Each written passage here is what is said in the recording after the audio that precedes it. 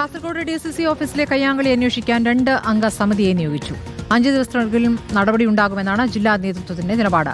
ദൃശ്യങ്ങൾ പുറത്തുവിട്ടത് പാർട്ടി ഒറ്റുകൊടുക്കുന്നതിന് തുല്യമായതുകൊണ്ടാണ് വേഗത്തിൽ നടപടിയെടുത്തതെന്ന് DCC പ്രസിഡന്റ് PK ഫൈസൽ പറഞ്ഞു. വാർത്ത വീഡിയോ ചെയ്ത ഒരാളെ ഇന്നലെ പാർട്ടിയിൽ നിന്ന് ഇന്നലെ രാത്രി തന്നെ പുറത്താക്കി. അതിൻ്റെ വിശദമായ അന്വേഷണം നടത്തി ഒരാഴ്ചക്കുള്ളിൽ റിപ്പോർട്ട് സമർപ്പിക്കുന്നതിന് വേണ്ടി കത്ത് ഇന്ന് നൽകിയിട്ടുണ്ട്.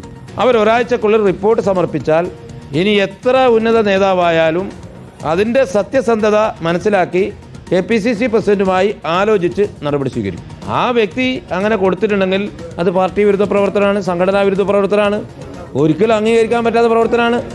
അതുകൊണ്ടാണ് നടപടിയെടുത്തിട്ടുള്ളത്. DCC വൈസ് പ്രസിഡന്റും DKTF ജില്ലാ പ്രസിഡന്റും തമ്മിലാണ് ഇന്നലെ ഏറ്റുമുട്ടലുണ്ടായത്. അരുൺ പൂപ്പറമ്പ വിവരങ്ങളുമായി. അരുൺ, ഇപ്പോൾ ദൃശ്യങ്ങൾ പുറത്തുവിട്ടതിലാണ് നടപടി, ഈ കയ്യാങ്കളിയിൽ നടപടിയില്ല എന്നാണോ?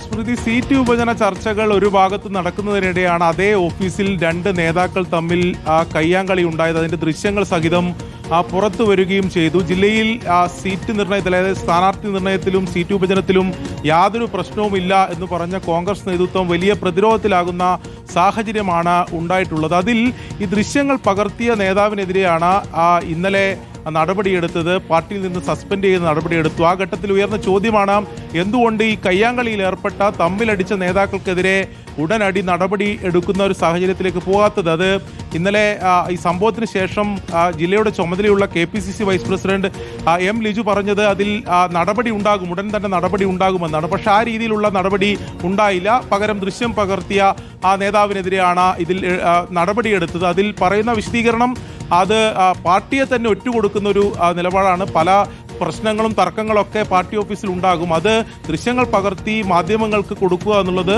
പാർട്ടി ഒറ്റുകൊടുക്കുന്നു. അതുകൊണ്ടാണ് അതിൽ വേഗത്തിൽ നടപടിയെടുത്തത്. ഇനി കയ്യാങ്കളിയിൽ അത് കൃത്യമായി അന്വേഷിക്കേണ്ടതുണ്ട്. അന്വേഷിച്ച് 5 ദിവസത്തിനകം ഒരു നടപടിയിലേക്ക് പോകുമെന്നാണ് DCC പ്രസിഡന്റ് ഇപ്പോൾ വിശദീകരിച്ചിട്ടുള്ളത്. അതിൽ നമുക്ക് മനസ്സിലാക്കാൻ കഴിയുന്നത്, അതിൽ പെട്ടെന്നൊരു നടപടിയിലേക്ക് പോയാൽ അല്ലെങ്കിൽ കൂടുതൽ ഈ പ്രശ്നം വഷളാകുമെന്നൊരു വിലയിരുത്തലാണ് നേതൃത്വത്തിനുള്ളത്. അതുകൊണ്ടാണ് അതിൽ ആലോചിച്ചൊരു നടപടിയിലേക്ക് പോകാമെന്നൊരു തീരുമാനം ഇപ്പോൾ നേതൃത്വം സ്വീകരിച്ചിട്ടുള്ളത്. ശരി, അന്വേഷണത്തിന് 2 അംഗ സമിതിയെയും തീരുമാനിച്ചിരിക്കുകയാണ്. അരുൺ പൂപ്പറമ്പയാണ് വിവരങ്ങൾ നൽകിയത്.